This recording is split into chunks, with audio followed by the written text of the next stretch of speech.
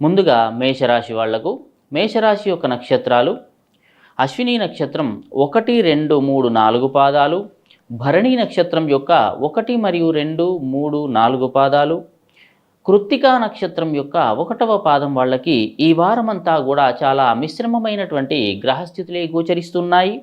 ముఖ్యంగా ఈ రాశి వాళ్లకు స్థానచలన సూచనలు కనిపిస్తూ ఉన్నాయి.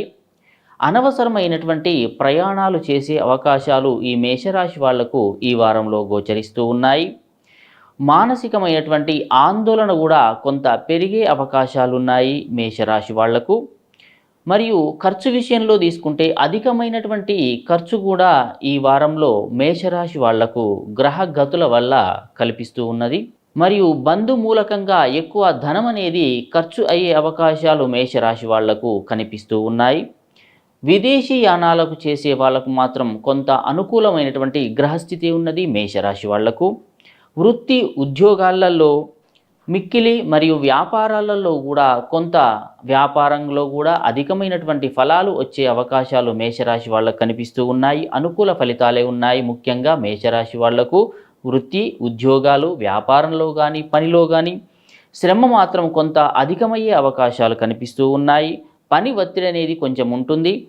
ఉద్యోగంలో మార్పులకు కొంత అవకాశాలు ఎక్కువగా గోచరిస్తున్నాయి మేషరాశి వాళ్లకు. ఉద్యోగరీత్యా వేరే ప్రాంతాలకు బదిలీ అయ్యే అవకాశాలు కూడా మేషరాశి వాళ్లకు గోచరిస్తూ ఉన్నాయి.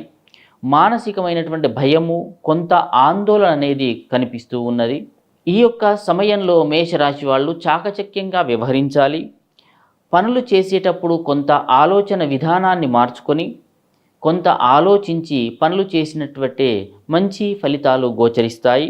వ్యాపారంలో కొంత నియమాలు పెట్టుకొని ఈ ప్రకారంగా చేస్తేనే మనకు ఈ వారం బాగుంటుందనేటువంటి ఆలోచన చేస్తే చాలా ఉత్తమంగా ఉంటుంది మేషరాశి వాళ్లకు.